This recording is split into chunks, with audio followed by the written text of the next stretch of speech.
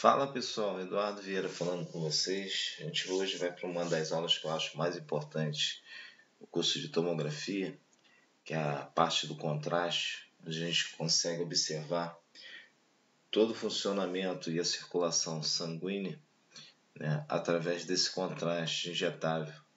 E a parte abdominal também, todo o trajeto também, quando a gente faz o contraste retal, né, das alças. Então é uma das aulas que eu gosto de dar, né, umas aulas que eu me incentivo muito assim, a mostrar para os alunos, né, todo o funcionamento, que é uma aula que a gente tem que acompanhar, que a gente usa lá na frente. É importante nas angiotomografia, né, ver a parte de circulação e todo o funcionamento do nosso organismo, né? A parte tanto arterial como venosa, né? A parte também da absorção do contraste, né? Em lesões, isso também a gente acompanha também. Então a gente vai batendo esse papo aqui e vai mostrando para vocês, né, a importância do uso do contraste nos exames. Então, aí eu sou Eduardo Vieira, né? Trabalho na Rede do há um grande tempo, sou consultor, especialista em tomografia, tenho um grupo chamado Bisu-TC1 aí nas redes sociais, só acompanhar a gente aí. Tá? Então, a gente tem que voltar um pouco lá na nossa história, né? Sempre, quando começou, quando desenvolveu, o que a gente tem hoje nas tendências, né, desse uso de contraste. Então, dando uma pincelada rápida, né? O uso do contraste começou praticamente junto com o raio-x, em 1920. Já se usava o meio de contraste introduzido o iodeto de sódio. Então, primeiro grande descoberto, o iodo estava ligado a moléculas orgânicas. Tá? Na década de 60, a maioria dos meios de contraste eram solúveis em água. Na década de 70, a introdução do meio de contraste osmolar de baixa molaridade começou a entrar no mercado praticamente junto com o tomógrafo, né? Na década de 70. E na década de 80 e 90 se desenvolveram, né, com grande massa dentro do mercado. Aí começou os usos de contraste, né, nos exames mais fortes para acompanhar vários estudos e ganhos, né, nessa dimensão. Então hoje nós temos vários tipos de contraste, né, e cada vez mais esse contraste tem feito parte do nosso dia a dia, vamos dizer assim. Então, esse Michel Forte, né, que é o presidente da Sociedade Alemã da Radiologia, um especialista em tomografia, ele diz, né, que ele não faleceu ainda, que a falta de contraste reduz demais a sensibilidade do exame. Isso é uma grande verdade, tá? Sem contraste, exame sem contraste, praticamente a gente perde lesão, tá? Então ele dizia isso: o risco de deixar passar algo relevante é muito maior do que se desenvolver uma reação severa, especialmente em pessoas com doenças malignas. Ou seja, a gente às vezes, né, tem aquele receio de fazer o contraste e cada dia mais esses contrastes eles estão tendo menos efeitos, né, colaterais em pacientes. Então, isso que ele quer dizer, que de repente você deixa de fazer um contraste e perde uma lesão, e se você perde uma lesão, esse tratamento ele pode ser tardio e pode, né, prejudicar mais ainda o nosso paciente. Então, a gente partindo da premissa que nós temos, né, tipos de contraste diferentes, tá? O iônico e não iônico. E a classificação desses tipos de contraste para o exame ele pode ser negativo, no uso da água, né, do ar e da gordura, e o positivo, que é o contraste à base de iodo ou bário, né? Hoje quase não se faz em exames de tomografia o bário. Por sua capacidade de absorver radiação, os meios de contraste podem ser classificados, como nós dissemos antes, né, como negativo, que absorve menos radiações que os tecidos adjacentes, que é radiotransparente, a água, o ar e a gordura, como mostrado na primeira imagem, e os positivos, que absorvem mais radiações, né, que os tecidos adjacentes, os radiopagos, o iodo e o bário. Então você observa que na foto de cima, praticamente na mesma topografia, né, no estômago você vê quase ar, né, e um tom de cinza, né, bem escuro. Já na imagem de baixo, você vê um estômago cheio de contraste, uma parte mais, né, radiopaca, vamos dizer assim, mais branco, um tom de cinza mais esbranquiçado. Então essa é a diferença de você fazer a água e fazer o contraste, né? Nesse caso aí o contraste iodado e não o bário. E aqui nós temos vários fabricantes, né, desses contrastes, desde Conray, que é o mais usado, Conray, Opti-Ray, Telebrix, que é o iônico, né, são vários fabricantes, tem a GE também entrou nesse mercado, a Kodak também entrou, então tem vários fabricantes. Os mais usados, os mais conhecidos são o Opti-Ray e o Conray, tá? E o Telebrix. O Unitix, o 350 também, né, que é da GRB, bastante usado em grandes serviços, tá? E tem vários tamanhos, desde de 50 ml até 500 ml a 1 litro. Isso facilita muito na hora de você fazer a sua injeção, esses de 1 litro, que toda hora você não precisa estar enchendo as seringas da bomba injetora. E o iônico, o Telebrix, né, que tem a carga osmolar maior, né? Então a gente vai estar falando disso lá na frente, que também tem vários tamanhos também, desde 50 até 100 ml e 500 ml. Por que os meios de contraste são necessários? Os meios de contraste são necessários para criar um contraste artificial entre o órgão e a ser examinado o tecido circundante, como foi feito falado anteriormente. Todos os meios de contraste são solúveis, né, de solução atóxica, tá? Também alto número atômico. Então, o que é atóxico? São produtos ou substâncias que não são nocivos aos seres humanos, tá? E o tóxico são nocivos aos seres humanos. Então, a diferença entre atóxico e tóxico é que um faz mal e o outro não. O que é o meio de contraste? O meio de contraste são substâncias radiodensas capazes de melhorar a definição das imagens obtidas nos exames radiológicos. São essenciais para estudos vasculares, né? E os agentes de contraste ideais são: não deve produzir qualquer tipo de reação adversa, mas essa substância ainda não existe. Por mais que os fabricantes cada vez mais hoje, né, trabalhem nessa linha de diminuir essa sensibilidade, né, do paciente ter reação dessas reações, a gente fala lá na frente que ela pode ser leve, né, e grave. Eu, nesses 20 anos 22 anos de raio-x, de radiologia, e 20 anos da radiotomografia, eu só tive uma, né, eu acompanhei uma reação dessa que a gente pode falar de grave, né, que o paciente teve um edema de glote e teve que ser entubado. Então eu devo ter feito hoje na minha vida aí, mais de quase 1 milhão de exames, vamos dizer assim, nesses 20 anos, tirando um dia pelo outro. Então eu só vi uma reação alérgica em toda a minha vida profissional. Então eu acompanho esses exames e tenho essa preocupação, né, do paciente passar mal na hora da injeção do contraste, redobro, né, as minhas observações.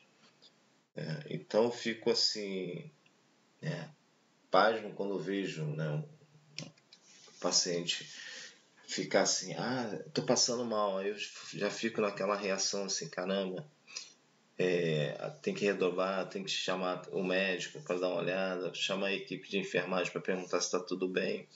Então a gente cada vez mais está tendo menos, né, reações com esses usos de contraste, porque os laboratórios estão trabalhando, né, para melhorar cada vez mais os seus produtos. Os meios de contraste em TC é uma solução que pode ser da natureza iônica ou não iônica, informe sua estrutura química, mas todos apresentam alguma propriedade que estão relacionadas à concentração do soluto, né? Que é a densidade, a viscosidade e as molaridades. Estaremos falando mais à frente. Essas substâncias químicas usadas no auxílio de diagnóstico por imagem detalham as estruturas tais como artérias, veias, estruturas anatômicas como fígado, baço, rins, dentre outros, usados em exames para estadiamentos, né? Angio-TC, exames trifásicos, ou exames também com contraste normal, com fase única, a serem usados de forma venosa, oral ou retal, dependendo da indicação do exame ou do seu preparo adequado. Nos contrastes iodados, quanto maior as molaridades, maior a intolerância e a probabilidade de reação alérgica. O contraste iodado do tipo não iônico possui baixa molaridade e, quanto em solução, não se desassocia. E é mais bem tolerado pelo organismo humano. O meio de contraste com molaridade próxima do sangue são denominados isosmolar. Então, quando a gente chega para o paciente e fala assim, para o nosso enfermagem, pode usar o contraste não iônico, que a gente pega o histórico do paciente, né, dá uma olhada na anamnese do paciente, coisa que a gente tem que sempre estar observando o histórico familiar, alguma coisa assim. Aí o médico, nosso médico cardiologista, ali em alguns serviços, ele tem às vezes tem os dois tipos de produto, o iônico e o não iônico no serviço, mas a maioria dos serviços hoje, né, usam, para não ter nenhum tipo de problema na hora do contraste, eles acabam adotando no seu serviço o uso dos contrastes não iônicos. A maioria que eu trabalho usa o não iônico e deixa para usar o iônico para fazer contraste oral. Então, quanto maior são as molaridades, né, mais peso, né, mais denso é o contraste. Quanto menor a sua molaridade, ele fica mais próximo, né, do plasma, ali do sangue. Então ele fica mais fácil dele, vamos dizer assim, né, próximo da textura, né, do sangue.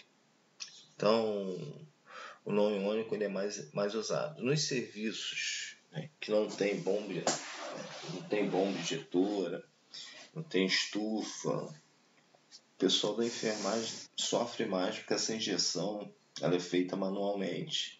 Então, se for um contraste não iônico, né, que é isso que ele está dizendo, a enfermagem ela vai ter uma dificuldade na hora de injetar esse contraste, porque o contraste não iônico, o contraste iônico ele é mais denso. Então, ela sente, né, uma dificuldade de injetar esse contraste. O não iônico, como é próximo ao sangue, né, ele já tem menos resistência na hora da injeção. A enfermagem ela sofre menos na hora de injetar manualmente. Já na bomba injetora, o ideal, né, é esses contrastes estarem dentro de uma estufa ou num banho-maria, né, acompanhando aí uma temperatura próxima de 38 graus, 37, 38, para manter a temperatura corpórea. E essa resistência, por ele estar mais próxima da temperatura corpórea, a gente consegue... O paciente sente menos na hora da injeção do contraste e tem menos sensação desse uso do contraste. Características químicas do contraste iodado: estrutura química, concentração de iodo, salubridade, viscosidade, carga osmótica e carga elétrica. Então, essas características químicas que encontradas no nesse contraste do iodo, ela é importante porque você tem que saber, não é que você vai ser farmacêutico, você tem que saber mais ou menos como é que funciona para você, na hora da sua injeção, você ter ideia do que você pode ter, né, de benefícios e o que pode acontecer também com o paciente na hora do seu exame. Então é importante a gente sempre saber um pouco mais, trocar essa ideia com um colega que já que já faz isso há muito tempo, ler um pouco mais a respeito sobre esses assuntos. A salubridade, diz que é a capacidade de dissolução da substância sólida em líquida, que se divide em hidrossolúveis e lipossolúveis. Os hidrossolúveis são solúveis em água, corresponde à maioria dos contrastes usados atualmente, nos dias de hoje.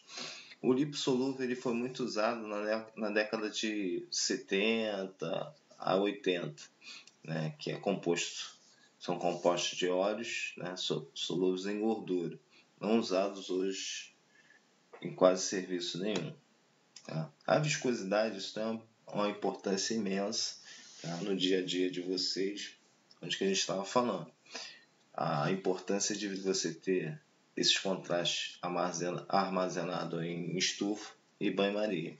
Essa é a parte que o pessoal, quando tem o serviço, pega muito. Existe uma resistência enorme do dono do serviço, da enfermagem, colocar esse tipo de equipamento dentro do setor, mas quando a gente fala para ele que você tem uma densidade e quando você coloca esse contraste dentro da estufa, você diminui essa viscosidade e o paciente ele se sente mais à vontade, quase não sente as reações desse contraste, da injeção do contraste, aí o pessoal já começa a mudar de padrão. Então a viscosidade é a resistência que todo fluido oferece ao movimento das suas moléculas, ou seja, o atrito interno de um fluido. Carga osmótica, osmolaridade e osmolaridade. Nós temos duas palavras parecidas.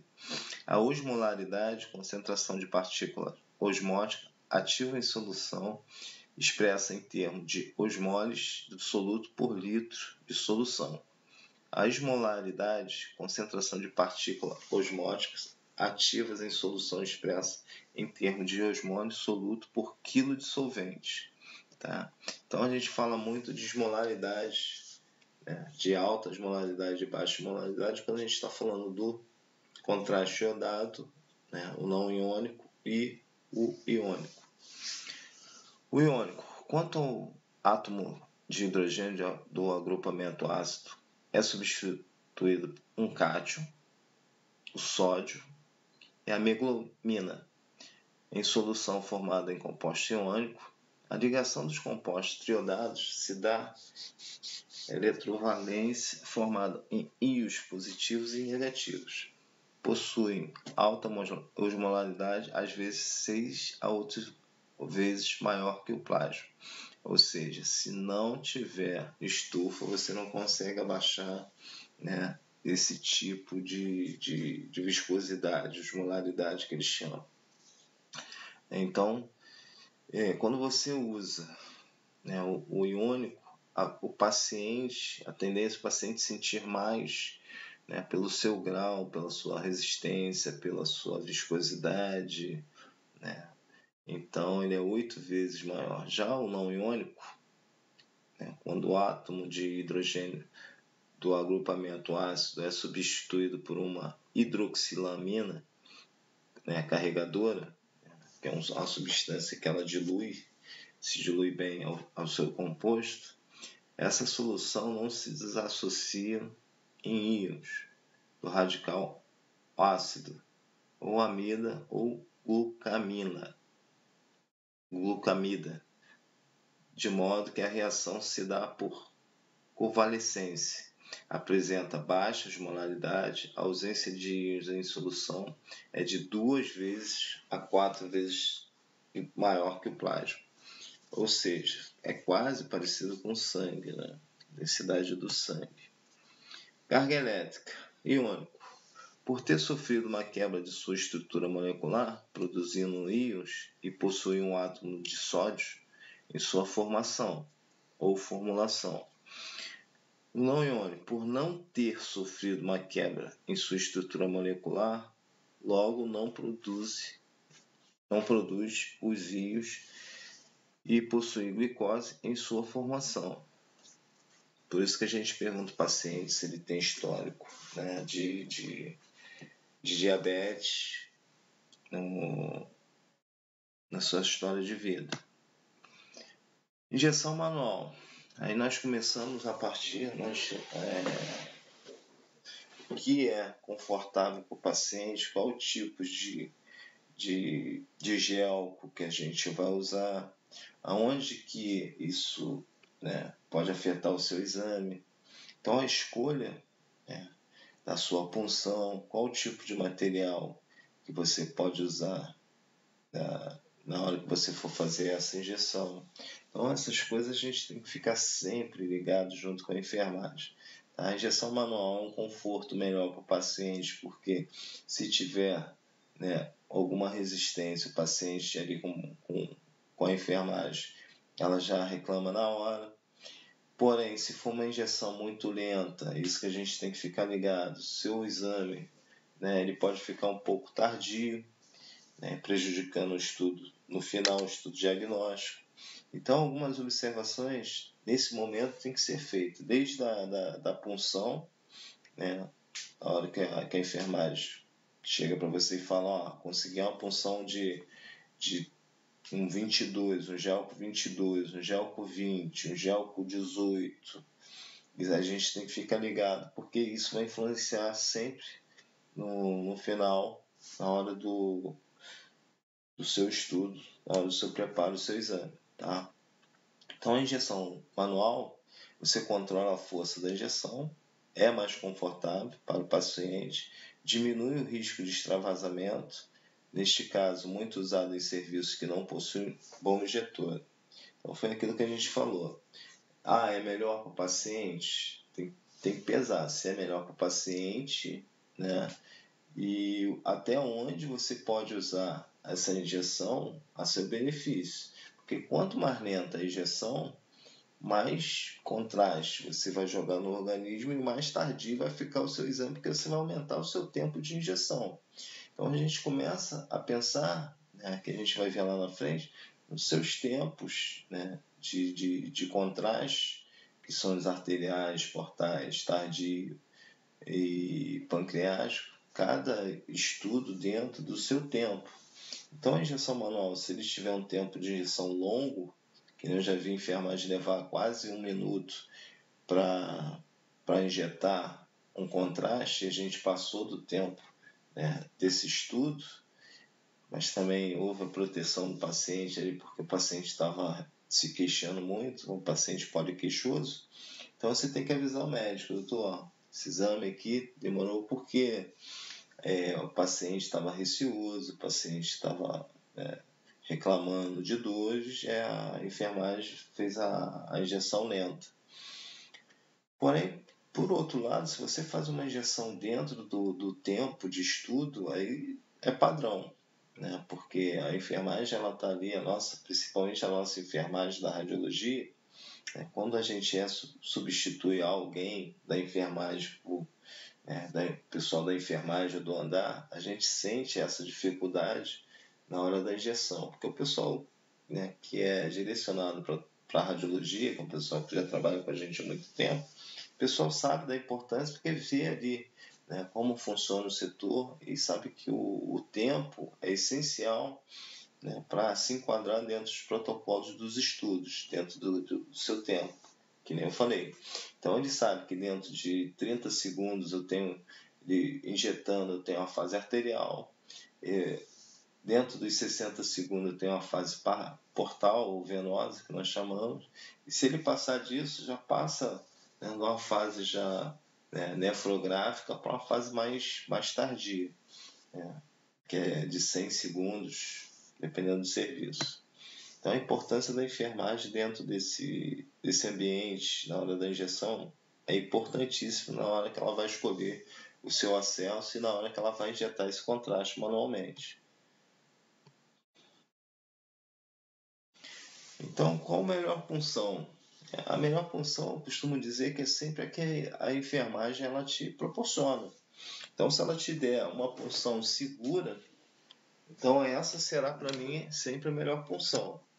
Dentro das suas escolhas seguras, né, que a gente vai ver o que a gente vai usar. A gente tem catéter, né, íntima, vários tipos de materiais, né, que tem uma numeração. Então, dentro dessa numeração, que vai de 14 até o 24, que a gente quase não usa no contraste no serviço, o 22 a gente já tem uma certa dificuldade, né, na hora de injetar, por causa da viscosidade do contraste, de passar nesse orifíciozinho de numeração. Então, a gente começa a observar o seguinte também, né, entender mais isso. Quanto menor o número, maior o calibre. Então, a gente vê que o calibre da 22 ela é menor e o contraste ele é mais denso, ela vai ter uma resistência, né, de injeção maior, porém o tempo vai ser maior. Quando a gente começa, né, a ter um calibre, né, maior, que é o que nós usamos normalmente dentro dos serviços, é o 18 e o 20, principalmente o 18, eu sou favorável ao 18, meu olho brilha quando eu vejo uma punção com gel com 18, porque eu sei que eu posso ter, né, o meu contraste dentro dos tempos e uma anjo, falando mais profundo dos exames, uma anjo tomografia perfeita com calibre, com uma punção com gel com 18. Então, dentro dos serviços, né, anotem aí, e o 16 é usado para outro tipo, né, de acesso, que é o pessoal que sofre acidente, né, aí o pessoal já, como tem que ter, né,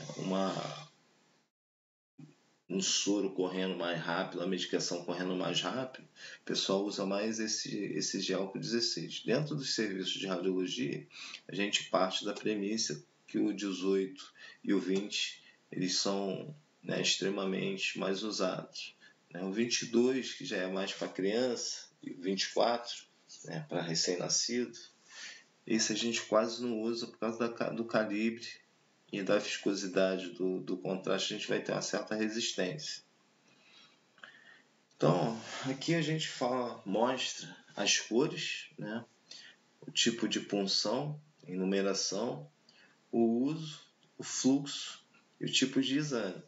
Tá? O 24, que é pediátrico ou oncológico, né, aquelas veiazinhas bem fininhas, a gente usa um fluxo de 1,5, né, o máximo, e uma fase única. Tá? Não dá para a gente fazer um contraste com 1,5 que você aumenta muito o teu tempo de exame e de repente o médico vai pedir um trifásico e você vai ter dificuldade. Você pode fazer um bifásico nesses casos, dependendo da quantidade de contraste que você vai usar. O azul, né, de cor azul, é o 22, também pediátrico e adolescente e idosos. A gente já consegue fazer um fluxo de 2, no máximo 2 ml por segundo. Algumas pessoas já viram usando até 2,5, tá? Já consegue fazer um estudo dinâmico dentro do arterial, né? Do tempo arterial, portal e tardio. O rosa, né, da cor rosa, já é para os adultos, consegue um fluxo máximo aí de 3,5, tá? Já se consegue fazer algumas anjos. O dinâmico, então, perfeito. E o 18, que é o sonho de todo técnico, tá? Porque a gente já consegue um fluxo até de 6 no máximo, tá? Mas o 4,5 já é um fluxo excelente para você fazer todos os seus exames. O cinza e o laranja já não usamos dentro dos nossos serviços. Tá? Esse é o pessoal da emergência para uma infusão de medicamento. Eles usam com mais frequência, principalmente o pessoal do centro cirúrgico. Então, Aqui a gente já está falando do gel 16, 1416, dando uma lavada novamente, né, para vocês darem uma observada, tá, dentro daquilo que nós falamos anteriormente. Tá? A punção venosa periférica representa um procedimento invasivo de alta ocorrência no cotidiano dos profissionais de enfermagem, ou seja, eles fazem isso a todo momento. Porém, o pessoal direcionado para a enfermagem da radiologia é o pessoal que tem um conhecimento mais profundo das nossas necessidades na hora da escolha dos nossos exames. Então, o pessoal de enfermagem, especificamente do setor de radiologia, é um pessoal que já tem, né, a noção do que a gente precisa para aquela injeção. Quando a gente chega para ele e fala, precisa de um fluxo de 4, ele já sabe que é um estudo dinâmico, um estudo para, né, para alguns tipos de anjos. Quando a gente fala de fluxo de 5, de 6, ele já sabe que é para fazer coronária, um exame que a gente precisa de uma injeção mais rápida, né, com um retardo, né, quase nenhum, né, tem que ser uma injeção dinâmica. Né? Então, tudo isso eles têm esse conhecimento. Então, é um conjunto de ações que visam a administração do fluido de forma contínua, coleta de sangue no pessoal aí do laboratório, administração de medicamento ou manutenção de uma via de acesso venosa, através da introdução de um catéter no vaso sanguíneo, venoso ou periférico. Tá? Isso aqui eu peguei, né, esse slide eu peguei da GE para a gente entender um pouco, né, da toxicidade e a quimiotoxicidade, né, a diferença entre os dois. Então, envolve propriedades físicas de íons e moléculas. Ponto. A quimiotoxicidade é descrita por ser responsável da forma das moléculas, específica e como ela se ajusta em outras moléculas do corpo, ou seja, ela abrange as reações químicas entre C+, e os diversos moléculas do corpo. Exemplos: dor de cabeça, náuseas e vômitos, espirros e tosse são alguns tipos, né, de reações que a gente chama de reações leves, né? E esse tipo de material a gente começa a observar, né, que o paciente ele pode sentir alguns tipos de reações, e ali você, né, já avisa o médico, e o médico chega e, né, ou vai aplicar, ou vai mandar para um serviço de emergência, né, ou então o paciente pode vir até a ser internado. O meio de contraste, a toxicidade renal, isso é importante, né, que a gente tem que prestar bastante atenção quando o paciente é renal crônico, se o paciente tem algum tipo de perda de função renal.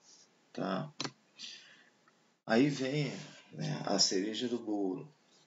É o que eu falo para vocês. Quando tem um serviço que você tem uma bomba injetora, tanto de uma cabeça, ou especialmente de duas cabeças, você consegue resultados dos seus exames incríveis, né? Principalmente as bombas de duas cabeças mais usadas nos serviços atualmente. Tá? Então, qual a diferença de você usar uma bomba de uma cabeça e uma bomba de duas cabeças? A bomba de uma cabeça você vai ter uma injeção única, só de contraste, e a bomba de duas cabeças você vai ter injeções duplas de soro e contraste e combinações, né, de protocolos, né, onde possa usar o contraste e o soro junto, e protocolos adversos. Você pode usar, né, o soro como teste, o contraste e a lavagem do acesso, empurrando o restante do contraste e ajudando, né, a melhorar ainda mais o seu exame. Tá? Então aqui temos uma bomba de uma cabeça, uma seringa única, tá? Teu painel de controle, ela fica dentro da sala de comando, a bomba, e você tem um painel de controle dentro do comando, né, da TC, para você disparar junto na hora que você fizer o seu protocolo de exame, escolha o seu protocolo, né, você dispara ele junto quando você termina de fazer as suas marcações. Bomba injetora muito utilizada em exame dinâmico, angiotomografia, estudo de precisões em tempo de exame, a gente usa o delay, né? Injeção contínua, fluxo contínuo dentro dos benefícios de redução de custo. A bomba de uma cabeça, a redução de custo, né, que ele fala é quando você sai da injeção manual e passa a ter uma injeção mecânica, né, automática. Então, aquelas seringas que você tem excesso de seringas, tem serviço que usa seringa de 10, seringa de 20, dependendo do local, isso vai ter um aumento, e dependendo do fluxo, um aumento absurdo de seringa. Já nesses casos da bomba, né, como é uma seringa única, né, aí você tem só que trocar os extensores, né, o Polyfix, na hora da injeção, trocando de paciente. E hoje já tem, nós temos o acesso anti-refluxo, né, que cada vez mais a gente usa, cada dia mais nos serviços, esse tipo de material. Você tem menor perda ainda de contraste, ou seja, o custo ainda é menor ainda. Então a gente está evoluindo cada vez mais para esses custos serem reduzidos e os serviços, né, contemplarem com esse tipo de tecnologia. A bomba de duas cabeças, né, que é o sonho de consumo de todo técnico, você pode fazer exames incríveis, fazer teste, não ser dependente total, né, de uma injeção manual ou de uma cabeça, que você só sabe que vai usar só o contraste. Você começa a fazer alguns protocolos em cima do uso dessa bomba injetora, que facilita muito o seu exame, né? Então, o diagnóstico ele fica, de alguns protocolos ficam excelentes.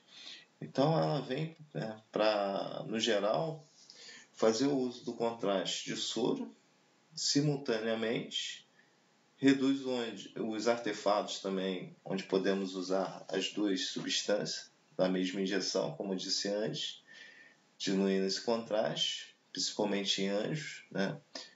E estudo de pescoço também, eu gosto de usar muito, e membros inferiores, fazer essa casadinha. Podemos fazer o pré-teste, só o teste com soro, né? Onde que a enfermagem acompanha essa injeção. Redução de uso de contraste no serviço, né? Os protocolos de exames com até 30% do uso de contraste, contando ainda com um baixo custo. Ou seja, antigamente nós usávamos, né? Vou falar antigamente que eu sou desse tempo, para se fazer um exame com uso de contraste, a gente usava 100, 120 ml de contraste para todo mundo. Com a chegada dos aparelhos, né, multi-slice, velocidade de mesa e tempo de injeção mais rápido, a gente consegue acompanhar, né, essa injeção dentro desses tempos de aquisição de imagem. Ou seja, são cálculos que a gente tem que fazer, né, porque não faz sentido hoje você usar, vou dar só um exemplo, tá? Você usar 100 ml de contraste num fluxo de 3, né, vamos botar assim, e o exame levar 10 segundos, né? Então você tem 30 segundos aí, mais ou menos, de injeção num fluxo de 3, que vai te demorar, isso a gente vai mostrar lá na frente, até 30 segundos, numa aquisição de imagem que você vai ter menos tempo. Então, isso para anjo, tá, gente? Para estudo dinâmico, isso já funciona de uma outra maneira. Então, você tem que saber o seguinte: onde eu uso contraste e para que eu uso, né? Para estudos dinâmicos, que eu vou usar, né, em cima do peso do paciente, e para angiotomografia, onde eu vou usar o tempo de aquisição e chegada do contraste naquele local. Então, são cálculos que a gente faz, que antigamente o pessoal usava 100 ml para tudo. Hoje em dia a gente não precisa usar tanto contraste assim para determinados protocolos e dependendo do equipamento que você está usando. Tá? Então, com a chegada dos equipamentos 64 canais, 128 canais, os estudos aí em cima de 256, Dual Energy ainda é melhor ainda, porque você usa menos contraste ainda. Então, essas coisas, esses benefícios vieram ajudar mais ainda. Aí você vai pensar no seguinte, em custos, e vai pensar também no paciente. A gente está falando de toxicidade lá no paciente, então se a gente usar menos contraste, o benefício maior será sempre para o paciente, não só o custo para a instituição, mas para o paciente é sempre melhor. E com a evolução desses equipamentos, com varredoras mais rápidas e com técnicas mais aplicáveis, dentro desse contexto você consegue reduzir tudo, desde a radiação, contraste, e quantidade de contraste paciente. Por exemplo, aqui, estou mostrando para vocês o uso do soro, do contraste, que é o verde, e o soro, que é azul, uma injeção de soro, que é o teste, de 20 ml, de volume de 20 ml, a quantidade de contraste de 80 ml e 20 ml para você lavar esse contraste. A concentração do contraste é de 100%, a do soro a água é 0, Então, isso você tem que mostrar para a máquina o que você quer fazer. E o fluxo escolhido foi o de 3, Então 3 para soro, 3 para contraste e 3 para lavagem. Normalmente, nos serviços, eu gosto de fazer o contrário, tá? Eu coloco aqui 3,5 para teste, e o contraste eu coloco para 3, e a lavagem eu coloco para 3. Por que eu faço isso com 3,5? Para eu ter certeza que aquele acesso está seguro, para o paciente. Algumas pessoas acham besteira, tá? Eu acho que para mim é segurança. Então, se a gente avaliar aqui, vamos prestar atenção no soro, 80 ml, olha o tempo de injeção, 27. A gente está dentro de uma injeção arterial? Sim. Tá? Você disparando junto lá o contraste, junto com o equipamento. Então, arterial, uma fase arterial boa, a gente consegue pegar de 15 segundos a 30 segundos e alguns serviços a 35. Tá? Então, a gente está dentro de uma injeção arterial. E a gente usou só 80 ml. Tá? Então, show de bola. Vindo para cá, para o lado aqui. Eu vou usar um fluxo de 5.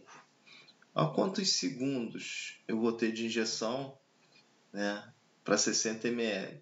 Eu tirei 20 ml e eu vou ter uma fase arterial praticamente precoce, que ele vai levar 12 segundos. Então, eu coloco lá, no meu delay lá, de 20, aí é onde que a gente começa a fazer o cálculo. Aí eu coloco um arterial, tá? O meu delay, se é dependendo do serviço, a maioria usa de 25 a 35. Se eu injetar com um delay de 25, eu vou bater praticamente em cima um fluxo de 3.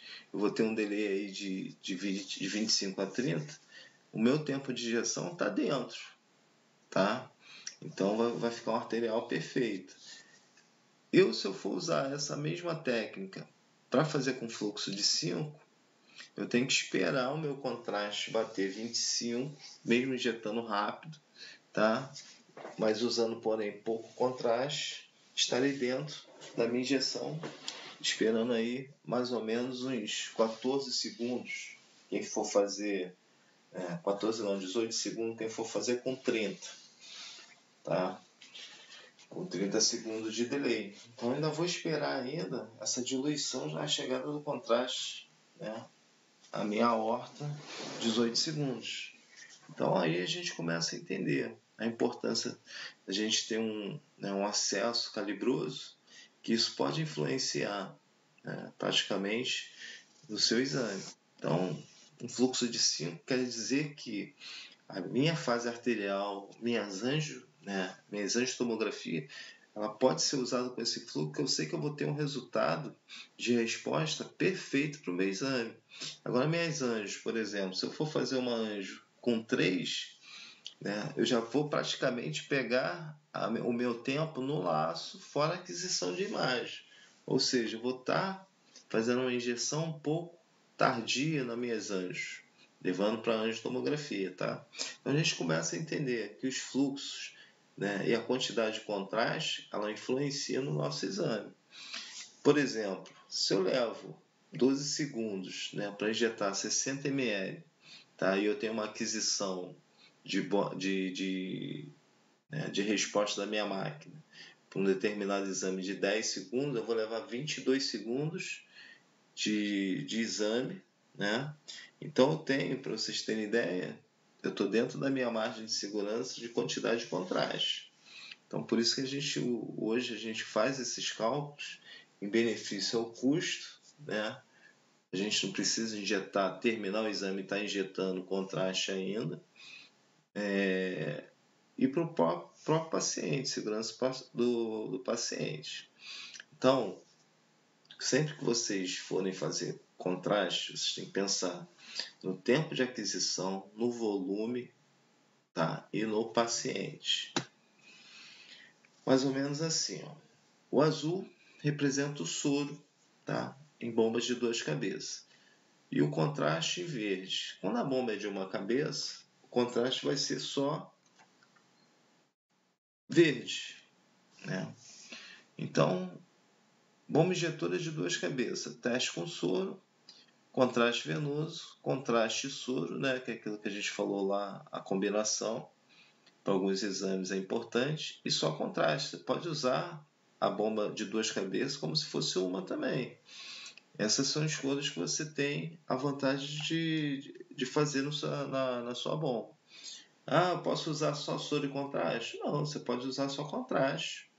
Pode usar só o soro na hora que terminar a injeção para fazer a lavagem do circuito. Então, por isso que é soro, contraste e soro. Tá? Ele funciona mais ou menos assim. Injeta o soro e depois injeta o contraste. E depois volta a injetar soro novamente para fazer a lavagem do circuito.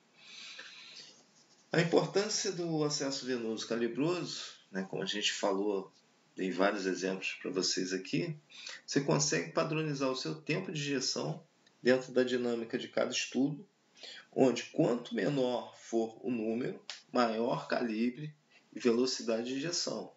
Sendo o contrário, quanto maior o número, menor o calibre, aumentando o tempo de injeção. Esse exemplo aqui é excelente, né, que eu fiz aqui para vocês, essa animação. Com o Gelco 18, né, a abertura dele aqui é maior. Então ele vai passar contraste com mais facilidade. Né? Então a gente tem uma injeção mais rápida, com fluxo de 4. E no Gelco 22, com fluxo E de 2, essa injeção ela é mais lenta. Então você contamina mais o seu exame. Tá? Então você tem um tempo maior de injeção. O Gelco 22 ele tem algumas particularidades. Uma injeção mais lenta, mais confortável para o paciente, mais segura a injeção, show de bola. Quanto menor o fluxo, maior o tempo de injeção, como nós falamos lá atrás, podendo contaminar as estruturas anatômicas a serem estudadas. O que eu quis dizer com isso? Quando você tem uma injeção que você tem um tempo mais longo de injeção, aqueles estudos que nós temos dinâmicos, dependendo da situação, você vai perder. Então, se ele não estiver dentro do tempo de delay, né, que nós escolhemos no protocolo de estudo, você pode perder essa fase arterial, passando para uma fase pancreática ou portal. Então, são coisas que a gente tem que analisar na hora da sua escolha. Na enfermagem, por isso que é importante o técnico estar sempre trabalhando em conjunto com a nossa enfermagem. Então, qual é o ideal para o serviço? É sempre o acesso que a enfermagem vai te dar, show de bola. Porém, a enfermagem tem que saber que o teu estudo também ela tem uma importância para aquele tipo de gel. Então você tem que sinalizar para a tua enfermagem que o calibre do 20 e do 18 é importante para o estudo. Porém, sempre pensar na segurança do paciente. Se a enfermagem disser para você que não tem como, aí você vai e fala para o aviso médico, né? Doutor, sem acesso venoso para um estudo dinâmico. Aí ele vai pedir você para fazer um venoso e um tardio, de repente. Mas é importante sempre você estar trabalhando em conjunto, tanto com a enfermagem quanto com o seu médico radiologista. Então essa injeção ela é lenta, né? É uma injeção lenta. Já no Gelco 18, né, a conclusão de injeção ela é rápida, mais confortável para o paciente, mais atenção no término dessa injeção do contraste, né, perguntando sempre, tanto um como o outro, se está tudo bem com o paciente. É importante essa comunicação sempre com o paciente. Quanto maior o fluxo, menor o tempo de injeção, melhor a avaliação das estruturas anatômicas a serem estudadas. Então, eu sempre falo para o pessoal que eu gosto de trabalhar dentro, né, da minha margem, onde que eu possa ter um diagnóstico de protocolo, né, de estudo, seguro para o meu médico radiologista, para o paciente e para o médico assistente que está aguardando, né, um excelente trabalho. Então, trabalhando em conjunto, né, a rotação aí, só para vocês terem ideia, do seu lado direito uma imagem passando, né, rápido, é para você ver que a velocidade de aquisição ela ajuda, né, mas da injeção também é importante.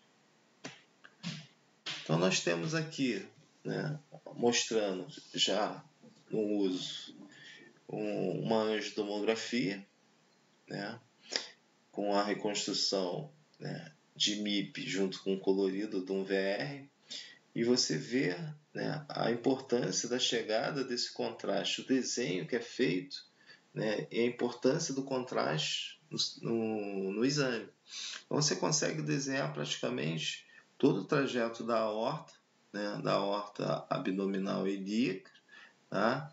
Aí vem as renais, vem vários outros, vê as placas também, consegue ver as placas.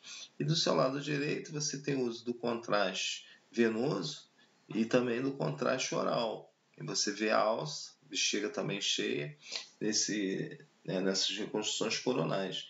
Então o uso do contraste é importante para o exame. A gente tem que fugir um pouco, né, daquele negócio do o médico pede contraste. Não, cara, o médico tem que pedir contraste sim. Né? É chato fazer reconstruções? Não, cara, isso faz parte do teu trabalho. Né? Eu conheço técnicos que eles, sempre que o médico pede contraste, eles reclamavam. Né? Eu fui gerenciar um serviço que eu cheguei pro cara, poxa, bicho, olha só, você me desculpa, mas quem vai dar o laudo é o médico, cara. Então você tem que fazer, isso faz parte do teu trabalho, muda de profissão, cara. Aí o cara ficou meio assim, eu falei, cara, o contraste é importante por vários motivos. Então, hoje, se você não pensar, né, que você é parceiro do médico, né, que ele tem que dar o laudo e você tem que ser a ferramenta, né, que vai beneficiar o laudo dele, e esse cara também, você sendo um bom técnico, é um cara que amanhã vai estar abrindo, né, um serviço e vai estar te levando. Cara, você tem que ser braço do médico, tem que ser braço da enfermagem, tem que ser braço da tua equipe. Então não adianta. Então você tem que fazer, essa é a tua profissão. Então você tem que escolher e fazer aquilo que, né, seja melhor para todo mundo, para o paciente, para a equipe, para o médico, para todo mundo, até para você mesmo.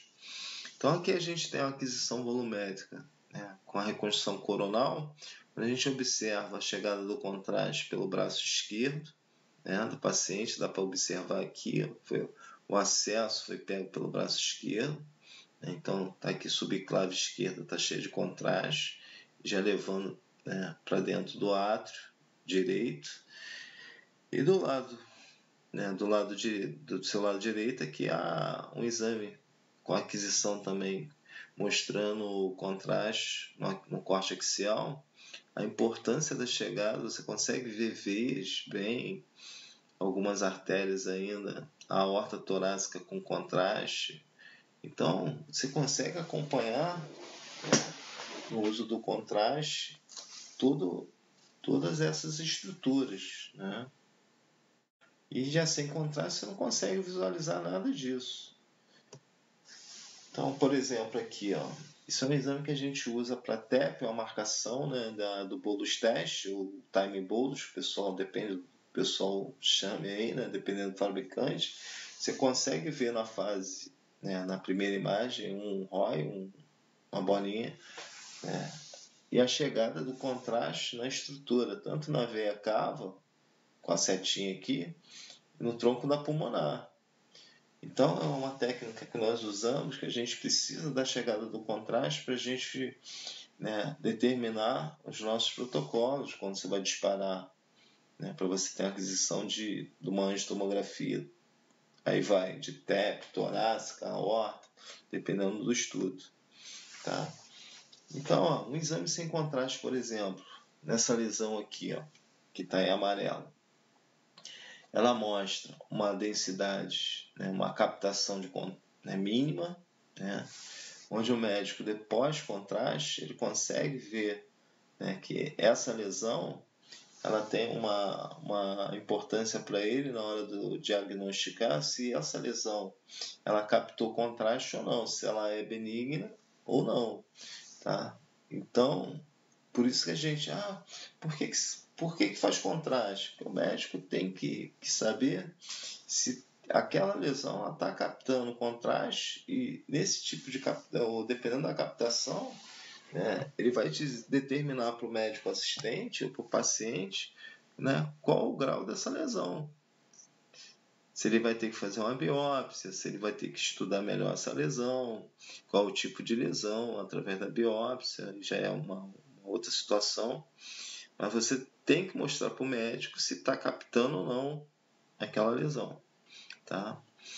As vias de administração, né, os contrastes podem ser administrados por diferentes vias: oral, endovenoso, retal e intratecal, quase não usado hoje em dia, tá, gente? Contraste oral, por sua capacidade de absorver radiação, os meios de contraste podem ser classificados, como nós falamos lá atrás, em negativos, né? Absorvem menos radiação nos tecidos adjacentes. No caso, tem muito lugar, né, lugares que pedem pacientes para tomar só água, tá? Ao invés de fazer o contraste oral, tá?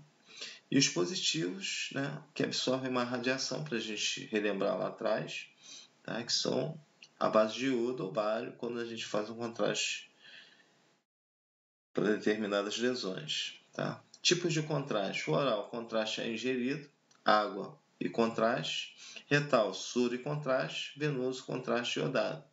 Oral, retal e venoso, preparo oral, preparo retal e mais o contraste venoso, que a gente fala que é o triplo contraste.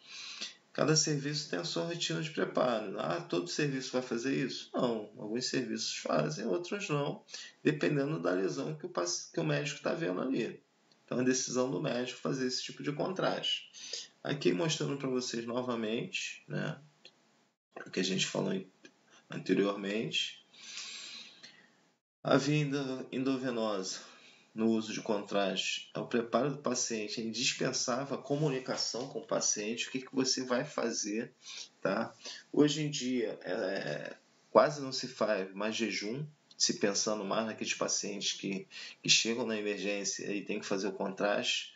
Então, cada vez mais está caindo por terra, né, esse jejum. Quando o paciente está internado, aí é outro papo. A gente pede para fazer um preparo, né, com tempo mais curto. A gente está fazendo um preparo, para vocês terem ideia, de pacientes internados de 2 horas. Tem lugares que faz de 4. Então a gente vê que antigamente a gente fazia com 8 horas, né, jejum de 8 horas, de 6 horas. Hoje está caindo para 3, para 2, dependendo do tipo de exame. Então pode estar associado a medicações preventivas, que são de critério de cada serviço. Antes do uso, deve ser analisado o estado clínico do paciente, considerando se há ou não condições do uso do meio de contraste, relevando a hipótese diagnóstica, né, a sintomatologia do paciente, ou seja, o paciente está sentindo alguma coisa. O benefício do uso do contraste. É muito importante salientar que a decisão do uso do meio de contraste é critério médico. A gente não tem esse poder, não. Não cabendo essa decisão a nenhum outro profissional, tá? Então, quando você chega lá e fala, preciso de um contraste para enfermagem, é porque o médico ele já chegou para você e falou, vamos fazer contraste, tá? Contraste retal, utilizar nos estudos pélvicos, tá? Com contraste oral, como o contraste oral não tem uma boa progressão, né? A progressão não foi atingida, e tem a finalidade de preencher o cólon sigmoide e a ampola retal. Quantidade injetada em torno de 200 ml, sendo mais utilizado o contraste iodado diluído a 3. Essa injeção é feita através da sondagem retal ou procedimento adequado de um profissional qualificado da enfermagem. Tá? Então, tem serviços hoje, entrando dentro desse mérito, que ele usa, vamos botar assim, os lugares que eu trabalho, a maioria usam em torno de meio litro, tá? Hoje em dia, para 15 ml de contraste, tá? Então, se é 1 litro, é 30. Então, a maioria dos serviços, já trabalhei em serviço que o médico pede para injetar, via retal, 1,5 litro, para ficar bem demonstrado sigmoide e a alça. Uma das coisas que hoje em dia, a gente tem que prestar atenção, muita atenção, tá? É se o paciente ele tem um histórico, um indicador, de insuficiência renal, já que o iodo, ele atinge muito, atinge a função renal do paciente. A excreção é feita pelos rins. 90% dessa excreção é feita pelo rim, pelos rins do paciente. Então, um indicador que a gente tem que estar sempre alerta e passando para o médico, principalmente se o paciente for internado, é a ureia e creatinina, que são indicadores de função renal. Então, só para a gente ter uma ideia, o homem pode ser no mínimo de 0,6 a 1,2 o máximo. Acima disso é arriscado fazer, mas é critério médico, tá? E a creatinina da mulher de 0,5 a 1,1, dependendo da função renal da creatinina do paciente, o médico decide fazer ou não. Então é importante a gente ter essa base. Hoje em dia tem uma aula muito, muito legal do Cláudio Souza, da EAD, da nova EAD, que ele fala muito do cálculo feito em cima do clearance do paciente. Então, você tem que saber a idade do paciente, e o peso do paciente. Então, dentro desses marcadores, você consegue obter a quantidade de contraste para você não prejudicar a função renal do paciente. Então, o clearance é feito dentro desse cálculo. Tá? Idade do paciente e peso do paciente para ter uma noção da quantidade de contraste a ser usado. Então, isso cada vez mais tem sido usado nos serviços, a gente saindo daquela velha mania de usar 100 ml para todo mundo, de contraste. Então, a gente cada vez menos pensando no lado da função renal do paciente e da saúde do paciente. Então, aqui alguns acessos que a gente tem que ter maior cuidado, uma observação a ser feita, que um extravasamento ele pode acontecer, ninguém está longe disso, tá? Então, os lugares mais seguros, porém a mão, a enfermagem adora pegar veia na mão, como ali é mais sensível, tem que ter uma observação maior, um cuidado maior, tá? Eu gosto muito dos acessos, que é na dobra do cotovelo, e quando é punção profunda, algumas literaturas falam para a gente redobrar esse cuidado. Por causa justamente disso aí, ó. É um pescoço, imagina quando você extravasa, né? Tem um extravasamento de contraste, quanto de estrutura que a gente pode, né, a prejudicar, tá? Então, exame de pescoço, a quantidade de contraste, né, uma injeção venosa, uma injeção meio que arterial, mostrando as lesões, aí uma carótida, né, imagina se você extravasa com fluxo, que na hora que você injeta, né, no pescoço ali, a quantidade de contraste fica vibrando dentro do pescoço. Então a gente tem que ter muita atenção. Tá? O extravasamento é um dos maiores problemas na administração do contraste venoso, podendo causar vários danos aos pacientes. Por isso fazemos um teste com soro antes da injeção para a segurança do paciente antes do uso do contraste. Já com o uso da bomba de 2 cabeças, fazemos o teste antes e depois hidratamos o acesso venoso pós-contraste. Então, extravasamentos são os cuidados. Aqui a gente vê que um extravasamento de contraste, ao tamanho da lesão que ficou no paciente, tá? Isso tudo roxo aí foi extravasamento. Aqui a gente fez um raio-x, né, 100 ml injetado no braço do paciente. Isso pode causar várias lesões, tá? E abrir algumas feridas, dependendo se não for tratado. Então a gente tem que botar gelo. A indicação é a gente botar gelo.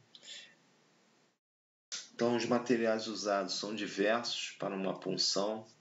Eu sou contra a scalp porque ele não aguenta a pressão da bomba.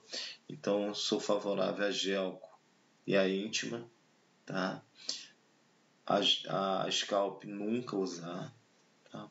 Por causa de bomba injetora, injeção de bomba. Nas angiotomografias, importância, né, da gente fazer uma boa injeção, que a gente tem que acompanhar toda a artéria, né? Então esse tempo e o contraste ele é de extrema importância.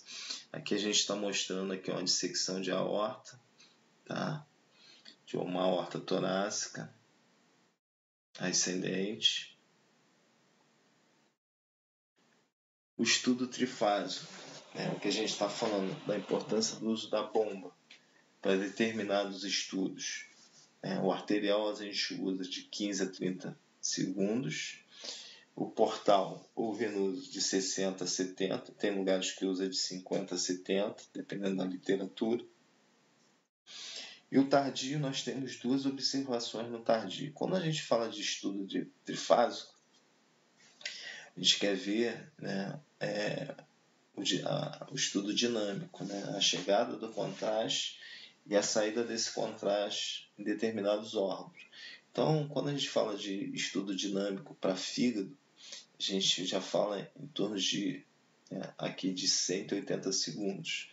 Quando a gente fala do trato urinário, a gente fala de 5 a 10 minutos, 7 minutos, dependendo do serviço, da quantidade de exames que você for fazer. Então, no tardio, eu tenho 2 observações a fazerem aqui. Por isso que eu botei 2 tempos, de 180 para estudo dinâmico do fígado e 300 para estudo dinâmico do trato urinário.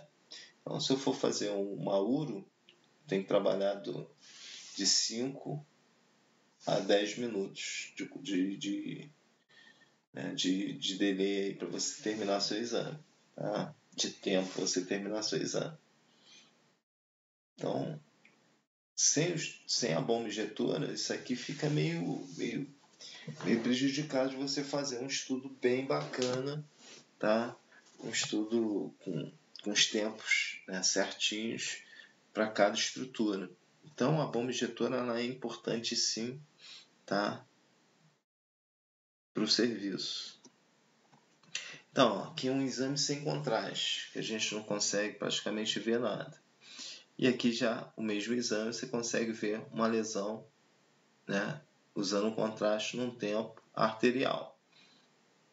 Nesse caso aqui, arterial, porque eu estou vendo minha aorta, né, abdominal, ela brilhando, tá? sem contraste, com contraste, né? Mostrando várias lesões, tanto no fígado com a seta, quanto aqui no rim. Também tem uma lesão.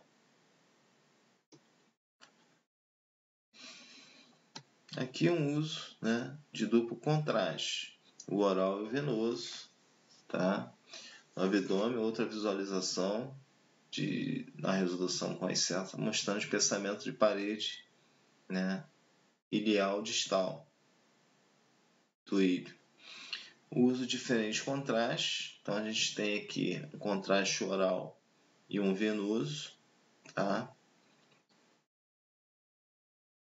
Então, o oral dentro aqui do estômago e o venoso, né, pegando outras estruturas. Aqui são vários tipos de contraste, mostrando a importância, do negativo e do positivo, que tem um ar ali no estômago, tá? O contraste de bário e o contraste venoso. Então, aqui tem, se a gente for analisar, tem vários tipos de contraste. E a gordura só mostrando, tá? Não é que injetou gordura, não. A gordura ela aparece um pouco num tom de cinza, né, mais escuro.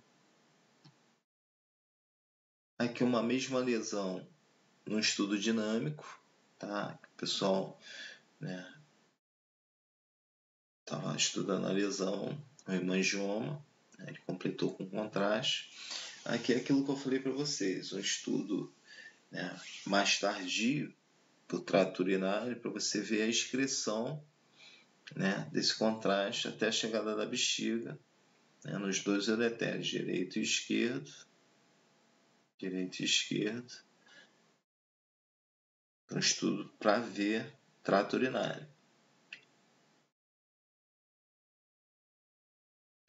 Então, contraste retal, vendo a ampola retal ali, contraste retal e venoso, né? Nesse caso aqui, vendo a suspeita de apendicite. Então, aqui alguma diferença para vocês verem o uso a diferença do uso do contraste, de diferentes contrastes, um só com contraste iodado e o oral, tá? Aí mostra para vocês o que é hiperdenso, o que é hipodenso, o que é hiperdenso.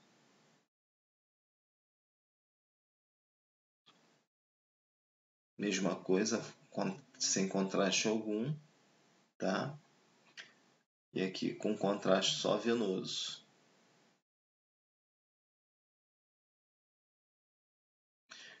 Então aqui tem algumas indicações na hora que a gente vai fazer o uso de contraste, tá? A indicação para o uso de contraste: dor abdominal, tá? Pancreatite, colicistite, tumor, aneurisma, dissecção de aorta abdominal, acidentes automobilísticos, obstruções intestinal, etc. No caso, quando, né, a maioria dos serviços com emergência, ele coloca lá cálculo renal, né? Aí vamos fazer a fase sem contraste para ver se tem algum tipo de calcificação, né? E às vezes você pode fazer o contraste para fazer o estudo do trato urinário, que leva de 5 a 7 minutos, levando até 10 minutos, dependendo da excreção de cada paciente. Tá? O contraste pode ser venoso, manual feito na bomba, oral, retal ou água, negativo, né? Contraste dinâmico são aqueles estudos com tempo determinado, de protocolos determinados, que é arterial, portal e tardio, pancreática, nefrográfica ou de equilíbrio. E o duplo contraste oral venoso ou até triplo, retal. Tá? Então, a fase pré-contraste, indicação de exame, né, sem contraste, varredura do exame, de acordo com o pedido médico, chamamos de fase única ou fase sem contraste. Pós-contraste, indicação do exame sem contraste e com contraste, dependendo do serviço. Tem serviço que vai pedir para fazer direto com, podendo ser feito com injeção manual na bomba injetora, chamamos de fase venosa. Fase arterial, onde o meio de contraste circula apenas nas artérias. Com ela é possível fazermos a análise de vasos, cujo qual damos o nome de angiotomografia, feito na bomba injetora em tempos que variam de 15 a 30 segundos. Tá? Não é que toda vez, né, vai ser chamado de angiotomografia, né, que fique bem claro. Nos estudos dinâmicos nós temos essa fase chamada de fase arterial, que não quer dizer que seja uma angiotomografia. Porém, dentro dos estudos de anjo, podem ser observado que nessa fase a aorta, dependendo do local que você faça o exame, a aorta vai estar brilhando, tanto a torácica como a abdominal, dentro dessa fase aí, dos 15 a 30 segundos. A fase portal, né, que é a fase que nós chamamos de venosa, ela já sai de uma fase arterial, voltando pela veia porta, daí se dá o nome da fase portal, feita em bomba injetora, no tempo de 15 a 70 segundos. Nessa fase, dá para se fazer manual? Sim, tá? Mas é aquele manual que o cara tem que fazer o contraste, não ficar lá, né, demorando. Dentro desse tempo de 60, 70 segundos, 50, 70, ele tem que terminar a injeção dele, senão você passa para uma outra fase, tá? Que não seja a fase venosa, passando aí para a fase nefrográfica de repente. E o tardio, que é de grande importância e valia, pois com ela fazemos o estudo funcional, né, do sistema renal, e que não foi colocado aqui, né? O sistema renal, na verdade, ele vai levar aí de 5 a 10. Nesse tardio aqui, ele leva 18 segundos para fígado, tá? Estudo dinâmico do fígado. Então, exame de tomografia de abdômen com indicações, vamos lá. Como nós falamos antes, apendicite, cálculo renal, uretrise, pancreatite, dor abdominal esclarecer, tumor de fígado, distensão abdominal, secção de aorta abdominal, aneurisma de aorta abdominal, diverticulite, acidente automobilístico. As reconstruções, né, em cima desse tempo, elas são precisas, né? Então, aqui nesse exame, por exemplo, a gente tem um aneurisma, né, de ilíaca esquerda.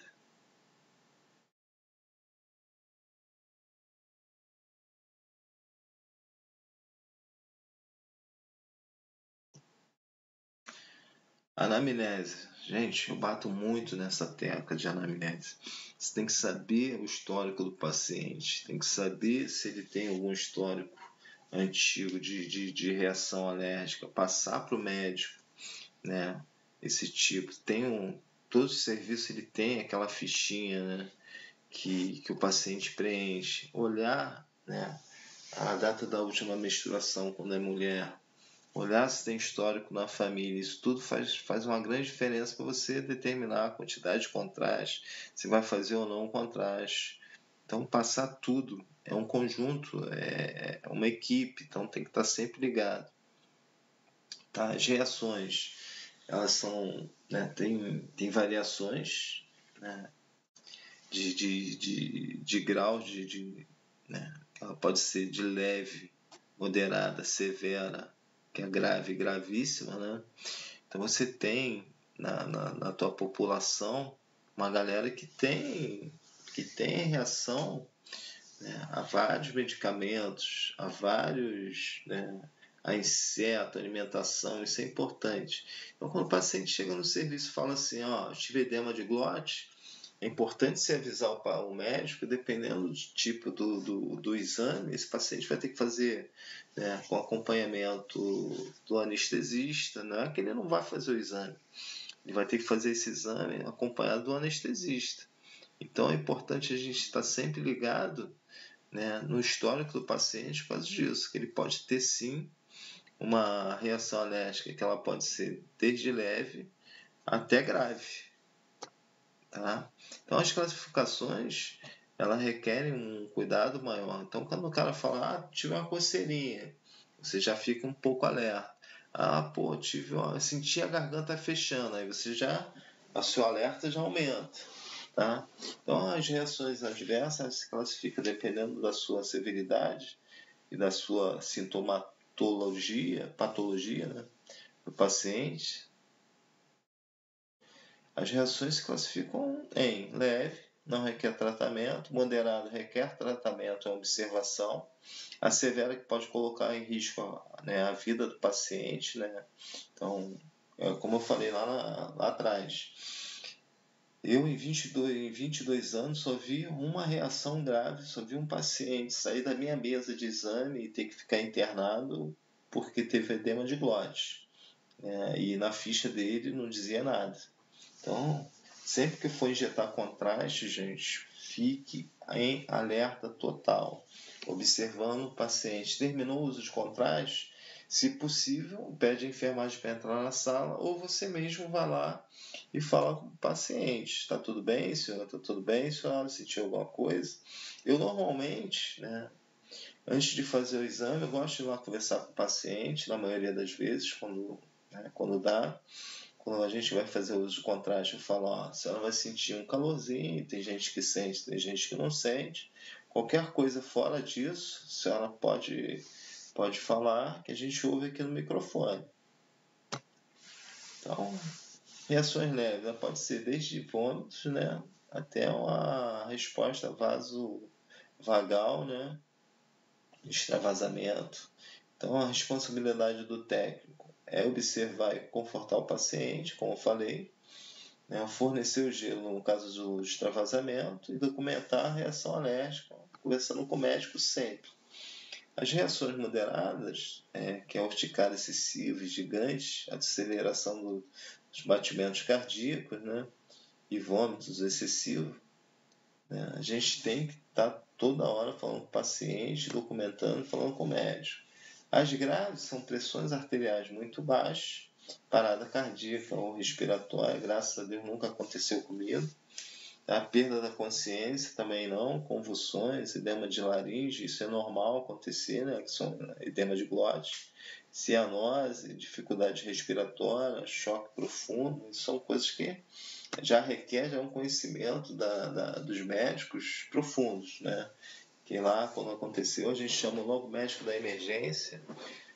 Por mais que nossos médicos tenham conhecimento, a gente já levou o paciente para emergência e o pessoal conseguiu reverter.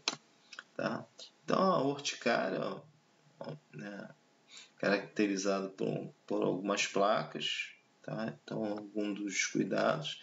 Esse aqui, que é o que me preocupa mais, que é o edema de glote, tá? Edema de pálpebra também, né? Fechamento tem que prestar atenção, né? O plurido, tá? O que é importante? Cara, a gente tem que ficar sempre em alerta. É dever de cada um de nós, tá? Você tem que fazer uma situação de emergência funcionar, ter um plano B. Então, o tempo é importante. Desde a hora que você observa, né, o que está acontecendo até o final, não é aquele negócio. Na hora da injeção, né, eu já vi colega apertar e tomar um café, né, achando que vai estar tudo normal. E, de repente, nesse levantar ali, tudo pode acontecer. Então, na hora da tensão, cara, você né, tem que estar ali presente, porque é rápido, não é demorado. Você fez a injeção de contraste, perguntou ao paciente se está tudo bem, show de bola. Mas deixa ele ali em observação visual até a saída da sala. Saiu da sala, observação passa a ser da enfermagem, porém o paciente está no nosso setor, então de responsabilidade de todos. Então a observação tem que ser redobrada pela equipe. Então sempre em alerta na hora do seu exame. Carrinho de parada e equipe preparada, ideal. Equipe de radiologia e de emergência estando ligados, sempre linkados ali. No caso de clínicas, né, ter em mãos ali o contato da ambulância. Eu trabalhei em clínica e já vi algumas reações que o paciente teve que ir para emergência. Então é redobrado. Vamos ficando por aqui, gente. Muito obrigado. Espero que tenham gostado. Sigam a gente aí nos nossos canais aí. deixo essa mensagem para vocês. O melhor agradecimento não passa pelas palavras, mas sim pelas ações. Que todos vocês tenham, né, daqui para frente, um conhecimento onde vocês possam aplicar, tudo aquilo que vocês aprenderam e que estão correndo atrás. Eu sou um cara que eu sou multiplicador, então eu gosto de passar os conhecimentos, para quem de fato corre atrás e pergunta. Então, esse momento de pandemia a gente está vendo que está demorando de passar, então a gente tem que criar meios e métodos que ninguém seja prejudicado. Então, eu particularmente adoro dar aula em sala de aula, presencial, mas a gente tem que criar alguns mecanismos que possam ajudar os alunos a crescerem também. Não pode ficar parado esperando o que vai acontecer. Então, esse é um momento difícil, mundial, não é um problema só do Brasil. Então, hoje em dia, a aula, a videoaula é um meio que cada vez mais está sendo usado. Então, espero que vocês fiquem bem, não saiam de casa, se protejam, tá? E protejam aquelas pessoas que vocês amam. Grande abraço para vocês, tudo de bom.